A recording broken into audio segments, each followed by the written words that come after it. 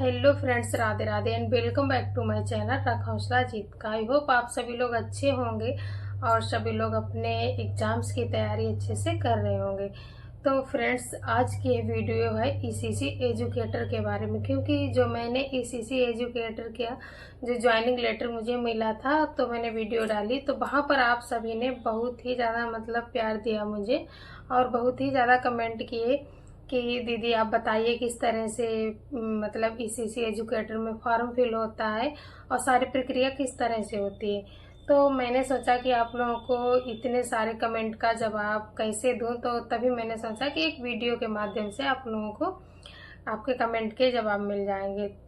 तो फ्रेंड्स, आज मैं बताऊंगी ईसीसी एजुकेटर के बारे में कि सारी प्रक्रिया किस तरह से होती है, आप किस तरह से फॉर्म फिल करेंगे, फिर उसके बाद में किस तरह से आपका सिलेक्शन होगा, क्या क्या जो कुछ भी होता है, जो कुछ मेरे साथ हुआ मैं आप लोगों को सब कुछ शेयर करूंगी। तो फ्रेंड्स, आप लोगों को बता दूं कि ईसीसी एजुकेटर कि वैकेंसी आप कैसे पता करेंगे कि वैकेंसी डिस्ट्रिक्ट में आई है या नहीं आई है। तो सबसे पहले आपको क्या करना है, सेवा योजन पोर्टल पर जाना है और वहां पर आपको देखना है कि कौन सी डिस्ट्रिक्ट में वैकेंसी चल रही है वर्तमान में और कहां पर फॉर्म भरे जा रहे हैं। और आप लोगों का कमेंट है कि दीदी ये बताइए कि अदर डिस्ट्रिक्ट में फॉर्म भर सकते हैं या नहीं। तो बिल्कुल, अगर आपके नज़दीक कोई डिस्ट्रिक्ट है तो आप फॉर्म बिल्कुल भरिए, अदर डिस्ट्रिक्ट में फॉर्म भर सकते हैं। क्योंकि मैं शाहजहाँपुर डिस्ट्रिक्ट से हूँ और मेरे पड़ोस में जो भी हरदोई है, लखीमपुर खीरी है, सीतापुर डिस्ट्रिक्ट है, यहाँ के बच्चे थे और उन बच्चों का सिलेक्शन हुआ है, उन्हें ज्वाइनिंग लेटर दिया गया है। तो फ्रेंड्स, आपको बताऊं कि सबसे पहले आपको सेवा योजन पोर्टल पर जाना है और वहाँ पर आपको आईडी और पासवर्ड बनाना होगा। अगर आप अपने आप से आईडी पासवर्ड बना सकते हैं तो बना लीजिए, और ऐसा भी नहीं है कि जब वैकेंसी आए तभी पासवर्ड और आईडी बनाए, नहीं। वैकेंसी अगर आपके डिस्ट्रिक्ट में आई है या ना आई है, सेवा योजन पोर्टल पर अपना आईडी और पासवर्ड बना लीजिए। जब वैकेंसी आएगी तो आप फॉर्म फिल कर देना। तो अगर आप अपने आप बना सकते हैं तो बना लीजिए, नहीं तो कहीं पास में कैफे वाले से जाकर बनवा लीजिए। आपके पास में जैसे कोई जनसेवा केंद्र है तो वहाँ पर जाकर आप आईडी और पासवर्ड बनवा लेना। तो फ्रेंड्स, मैं बताऊं कि मैं शाहजहाँपुर डिस्ट्रिक्ट से हूं और शाहजहाँपुर डिस्ट्रिक्ट में किस तरह से सारी प्रक्रिया हुई है ईसीसी एजुकेटर की। तो मैं आप लोगों को बता दूं कि ईसीसी एजुकेटर की ये भर्ती चल रही है, लगभग 1 साल से ऊपर हो गया है। सबसे पहले शाहजहाँपुर डिस्ट्रिक्ट में 10,684 पद पर भर्ती आई थी। सॉरी, टोटल ईसीसी एजुकेटर के लिए 10,684 पद पर भर्ती आई थी और सभी डिस्ट्रिक्ट वाइज में अलग अलग पद थे। तो शाहजहाँपुर डिस्ट्रिक्ट में 169 पद थे। तो क्या हुआ था, ये वाली भर्ती शाहजहाँपुर डिस्ट्रिक्ट में नहीं हो पाई थी। इस भर्ती में भी मेरा नाम था, जब रेंडमली लिस्ट जारी की गई थी वहां पर भी मेरा नाम था, डीबी वगैरह हुआ था, लेकिन बाद में ये भर्ती कैंसिल कर दी गई थी, नहीं हुई। फिर दोबारा अभी भी नहीं कराई गई है, ये प्रक्रिया अभी भी नहीं कराई गई है। और दोबारा में यहाँ पर पद आए थे शाहजहाँपुर डिस्ट्रिक्ट में 160। ये दोबारा वाली भर्ती है, 8800 पद जो ईसीसी एजुकेटर के थे सभी डिस्ट्रिक्ट में, और शाहजहाँपुर डिस्ट्रिक्ट में थे 160 पद। तो यही जो भर्ती है 160 पद वाली, ये प्रक्रिया पूरी हो गई है, सभी को ज्वाइनिंग लेटर दे दिए गए हैं। तो मैं आपको बताऊं कि सबसे पहले क्या करना है। मैंने आपको बता दिया कि सेवा योजन पोर्टल पर जाइए, अपना आईडी पासवर्ड बनाइए और वहीं से आप अपना फॉर्म फिल कर सकते हैं। तो सबसे पहले आप अपना फॉर्म फिल करेंगे, फिर उसके बाद में क्या होगा, आपको फॉर्म फिल कर देंगे। तो मैं यहाँ पर बताऊं, शायद शाहजहाँपुर डिस्ट्रिक्ट में बताए जा रहे हैं 3500 प्लस फॉर्म फिल किए गए थे। और फिर कुछ बच्चों के पास जीमेल वगैरह गया था, जीमेल पर मैसेज गया और कॉल भी गई थी कि आपको डीबी के लिए बुलाया गया है। तो वहाँ पर डीबी के लिए कैंडिडेट बुलाए गए थे। तो सबसे पहले आपका डीबी होगा और उसके बाद में क्या होता है, जब आप पहले तो ऐसा नहीं होता था कि यहाँ एग्ज़ाम हो या इंटरव्यू हो। पहले ऐसा कुछ भी नहीं नोटिफिकेशन में दिया गया था, लेकिन अब क्या है ना, कहीं कहीं डिस्ट्रिक्ट में 2-3 बार भर्ती हो चुकी है और वहाँ पर एग्ज़ाम भी कराया गया है। लेकिन मैं बताऊँ शाहजहाँपुर डिस्ट्रिक्ट की कि यहाँ पर एग्ज़ाम नहीं कराया गया है और यहाँ पर इंटरव्यू हुआ। तो सबसे पहले मेरा डीबी हुआ। डीबी होने के बाद फिर मेरे पास जीमेल आया था लगभग 1 महीने बाद। 1 महीने बाद जीमेल आया और कॉल भी आई थी कि आपको इंटरव्यू के लिए बुलाया गया है। तो फिर मेरा यहाँ पर इंटरव्यू हुआ था। तो शायद डीबी के लगभग 1 महीने बाद मेरे पास जीमेल पर मैसेज आया और कॉल भी आई थी कि आपका इंटरव्यू होगा। तो फिर इंटरव्यू आपका कहाँ, मतलब विकास भवन में ही होता है। और ये लिस्ट मतलब आपको देखनी है कि लिस्ट कैसे पता चलेगा आपका नाम है या नहीं है। तो बीएसए ऑफिस में ये लिस्ट लगा दी जाती है, आप वहाँ से देख सकते हैं। नहीं तो आपके पास मैसेज, जीमेल और कॉल वगैरह आती है, आपको सारी प्रक्रिया मतलब बता दी जाती है कि कहाँ पर होगा, किस जगह पर होगा। तो मेरा इंटरव्यू हुआ था विकास भवन में शाहजहाँपुर, और इंटरव्यू चला था 4 दिन, शायद 4-5 दिन चला था। 350 प्लस कैंडिडेट का इंटरव्यू हुआ था। और इंटरव्यू होने के बाद यहाँ पर फाइनल जो मेरिट बनी थी। तो फ्रेंड्स, इसका इंटरव्यू होने के बाद यहाँ पर 210 कैंडिडेट पास किए गए थे इंटरव्यू में। और उसके बाद में मतलब 160 पद थे, तो 160 पद थे, तो 160 कैंडिडेट का मतलब जिसका नाम था 160 तक वही कैंडिडेट सिलेक्ट किए गए। और अगर 160 में बहुत से बच्चे मतलब नहीं ज्वाइन करना चाहते हैं या मतलब कुछ भी दिक्कत हो, तो इसीलिए 210 कैंडिडेट सिलेक्ट किए गए थे कि और जो 160 के बाद जितने बचेंगे वो वेटिंग लिस्ट में रहेंगे। अगर 160 में से किसी ने नहीं ज्वाइन किया है तो 210 जो है उनमें से उन्हें ले लिया जाएगा।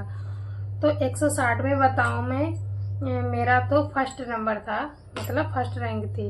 और फिर इसके बाद में जब लिस्ट जारी की गई थी, फिर मेरे पास जीमेल आई थी और कॉल भी आई थी कि आपको लखनऊ बुलाया गया है। फिर लखनऊ मुझे जाना हुआ। लखनऊ में क्या हुआ था कि आपके फिर से डॉक्यूमेंट्स वगैरह जमा किए गए और वहाँ पे फार्म भरवाया गया। सारा मतलब सारे डॉक्यूमेंट्स का पंजीकरण हुआ था वहाँ पर। फिर वहाँ से लखनऊ से आने के बाद क्या हुआ, आपको स्कूल आवंटन के लिए बुलाया जाता है। तो स्कूल आवंटन किस तरह से होता है मैं आपको बता दूं। स्कूल आवंटन होता है मेरिट के आधार पर। जैसे कि आपका जैसे मेरा फर्स्ट नंबर था, 160 कैंडिडेट में मेरी फर्स्ट रैंक थी, तो और 210 स्कूल थे, 210 स्कूल की लिस्ट थी। तो मुझे बुलाया गया था, वरीयता के आधार पर आपको स्कूल दिए जाएंगे। 210 स्कूल में मैं किसी भी मतलब ब्लॉक में पूरे मतलब 210 स्कूल में से कोई भी स्कूल ले सकती थी। लेकिन क्या है, मुझे जो मतलब नज़दीक लगा, जो मुझे पास में लगा, मैंने वो स्कूल चुन लिया। अब भाई 50 तक तो बच्चों को कोई दिक्कत नहीं हुई स्कूल लेने में, उन्होंने अपने पास के ले लिए। लेकिन 50 के बाद में जिन भी बच्चों का था, किसी किसी को बहुत ही दूर मिला, तो वो तो भाई यही था कि वरीयता के आधार पर आपको स्कूल मिलता है। तो स्कूल का आवंटन हो गया। फिर उसके बाद में क्या होता है, स्कूल आवंटन होने के बाद आपको 4-5 दिन बाद ज्वाइनिंग लेटर दे दिया गया। तो इसी तरह से सारी प्रक्रिया होती है। अब आप लोगों में बहुत से लोगों का कमेंट ये है कि दीदी मेरिट किस तरह से बनती है।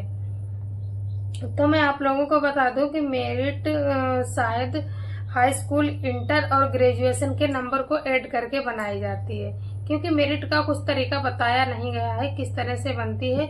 और इसमें हम लोगों का चयन किसने किया है, एक कंपनी बनाई जाती है ईसीसी एजुकेटर। हर डिस्ट्रिक्ट में अलग अलग कंपनी बनाई गई थी, उसी कंपनी के द्वारा हम लोगों का चयन किया गया है।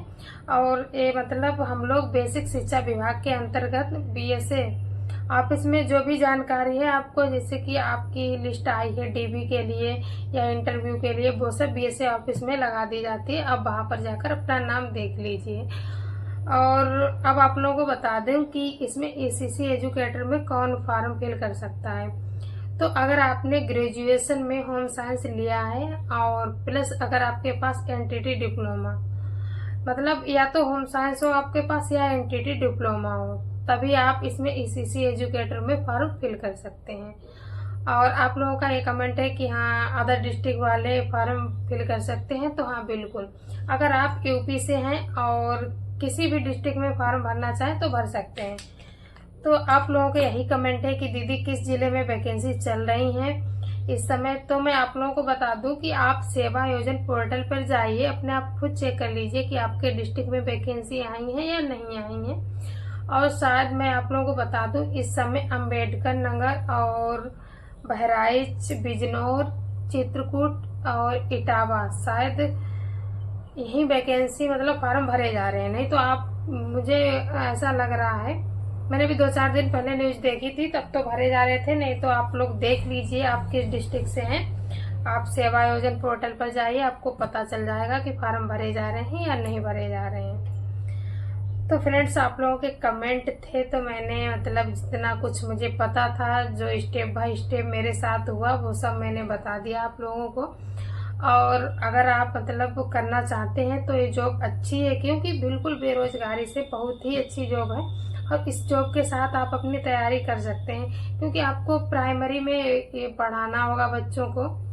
तो ऐसा तो है नहीं कि पूरे दिन पढ़ाना होगा, नहीं, आपको मतलब 4-5 घंटे के लिए जाना होगा वहां पर। फिर उसके बाद में आप अपने लिए टाइम निकाल सकते हैं, अपनी पढ़ाई करिए। क्योंकि मैं ही बता दूं कि मैं टीजीटी पीजीटी की तैयारी करती हूँ, और मैं टीजीटी 2022 में फॉर्म फिल किया था। फिर उसके बाद में ये पेपर नहीं हुआ और ये वैकेंसी आ गई थी, तो मैंने फॉर्म भर दिया था और हो गया। तो अब घर के पास में स्कूल मिल गया तो मैंने ज्वाइन कर लिया है। और ऐसा नहीं है कि टीजीटी पीजीटी की तैयारी नहीं कर रही हूँ, मैं साथ में अपनी ये तैयारी कर रही हूँ। तो अगर आप लोग करना चाहते हैं तो साथ में कर सकते हैं, बहुत ही अच्छी जॉब है। ऐसा नहीं कि कोई दिक्कत होगी, कहीं दूर जाना होगा, लेडीज के लिए बहुत ही अच्छी है। और चाहे लेडीज हो और चाहे मतलब आप लोग कमेंट करते हैं कि दीदी गर्ल्स ही फॉर्म भरती हैं या बॉयज भी, तो गर्ल्स और बॉयज दोनों लोग इसमें फॉर्म भर सकते हैं। और तो फ्रेंड्स, आप लोगों को जो भी तो फ्रेंड्स, मुझे जितनी भी जानकारी थी तो वो मैंने आप लोगों को बता दी है। और अगर आपको कुछ और जानकारी चाहिए तो आप लोग कमेंट करना। और वीडियो आपको पसंद आई हो तो वीडियो को लाइक, शेयर और चैनल को सब्सक्राइब करना। मैं आप लोगों के साथ अपना सारा कुछ शेयर करूंगी कि मैंने ज्वाइन स्कूल कर लिया है, फर्स्ट डे स्कूल कैसा रहा मेरा, सब कुछ आप लोगों के साथ शेयर करूंगी कि क्या क्या करना होता है और अभी क्या करना होता है। मतलब ज्वाइनिंग ले ली है मैंने, अभी हम लोगों का प्रशिक्षण होगा, मतलब ट्रेनिंग कराई जाएगी।